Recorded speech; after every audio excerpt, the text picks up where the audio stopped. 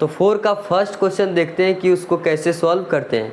तो पहला क्वेश्चन है, एक छात्रावास के मासिक व्यय का एक दिन एक भाग नियत है तथा शेष इस पर निर्भर करता है कि छात्र ने कितने दिन भोजन लिया है। जब एक विद्यार्थी ए को जो 20 दिन भोजन करता है 1000 छात्रावास के व्यय के लिए अदा करने पड़ते हैं, जबकि एक विद्यार्थी बी को जो 26 दिन भोजन करता है छात्रावास के व्यय के लिए 1180 अदा करने पड़ते हैं। नियत व्यय और प्रतिदिन के भोजन का मूल्य ज्ञात कीजिए।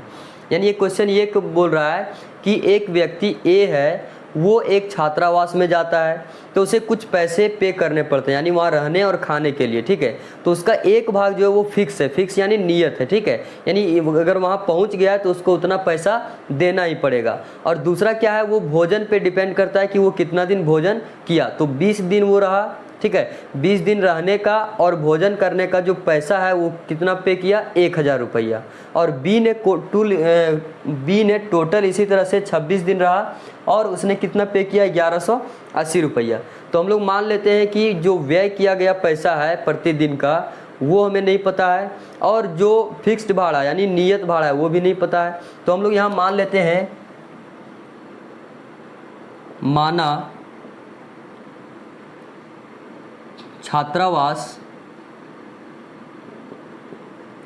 छात्रावास के मासिक व्यय का नियत किराया बराबर क्या है, x रुपया, ठीक है। इसी तरह से तथा छात्रावास में भोजन के एक दिन का किराया कितना है, y रुपया। अगर यहाँ से देखें प्रश्नानुसार तो ए के द्वारा कुल दिया गया या तो कुल खर्च कितना हुआ, ए के द्वारा कुल किया गया खर्च बराबर क्या है, 1000 रुपया। और इस 1000 रुपया में हमें ये पता है कि एक तो मासिक व्यय का जो नियत किराया यानी फिक्स्ड भाड़ा वो x रुपया लगेगा, और एक दिन का कितना लगेगा, y रुपया, एक दिन का y रुपया। लेकिन ये टोटल कितना दिन रहा, हम देख सकते हैं कि ये 20 दिन रहा, ठीक है। तो 20 दिन का क्या होगा, 20y लगेगा। और यहाँ से हमारा इस समीकरण एक बन जाएगा कि ए के द्वारा जो है वो कुल किया गया खर्च क्या है, x + 20y = 100 रुपया, ठीक है, सॉरी 1000 रुपया। इसी तरह से बी के द्वारा कुल किया गया खर्च कितना है, 1180 रुपया। और इसमें से x रुपया जो वो फिक्स्ड भाड़ा है, नियत भाड़ा देना पड़ेगा। और टोटल कितना दिन रहा, 26 दिन। तो 26 दिन का क्या होगा, 26y बराबर 1180 रुपये। ये दूसरा समीकरण है।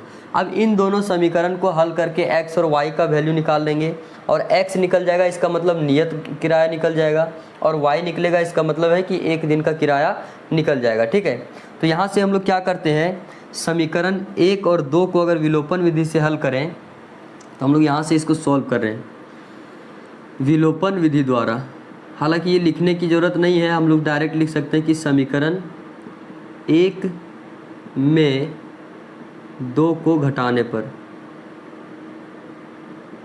जब घटाएंगे तो यहाँ से x और x कैंसिल हो जाएगा, क्योंकि पहला समीकरण है x + 20y = 1000, और दूसरा क्या है, x + 26y = 1180।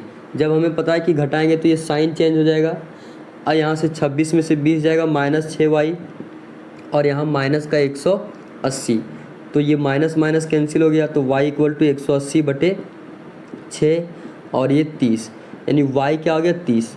यानी एक दिन अगर वो भोजन करेगा तो उसको कितना रुपया देना पड़ेगा, 30 रुपया, ठीक है। अब यहाँ से y निकल गया, इसी तरह से x का वैल्यू निकाल लेंगे। तो y का मान समीकरण 1 में रखने पर,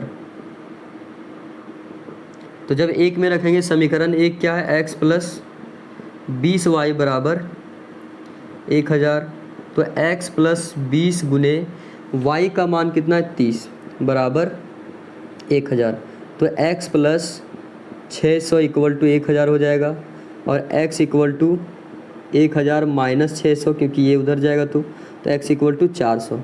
तो यहाँ से हम लोग लिख सकते हैं कि मासिक व्यय का जो नियत किराया है वो कितना है 400 रुपये, यानी 400 रुपये उसको देना ही पड़ेगा अगर छात्रावास में चला गया तो, और साथ ही साथ अगर एक दिन भोजन करता है तो 30 रुपये देना पड़ेगा। तो टोटल जो ए जो है वो कितना दिन रहा 20 दिन, तो जो 20 दिन रहा तो 20 गुने 30 यानी 20 दिया 600 रुपये देना पड़ेगा और इधर से 400 रुपये, टोटल 1000 हो गया। ठीक है, इसी तरह से बी का भी मान हो जाएगा, यानी इसका नियत किराया 400 है और अतिरिक्त किराया जो एक दिन का वो कितना है भोजन करने का 30 रुपये। ठीक है, तो इसको इस तरह से हम लोग इसको सॉल्व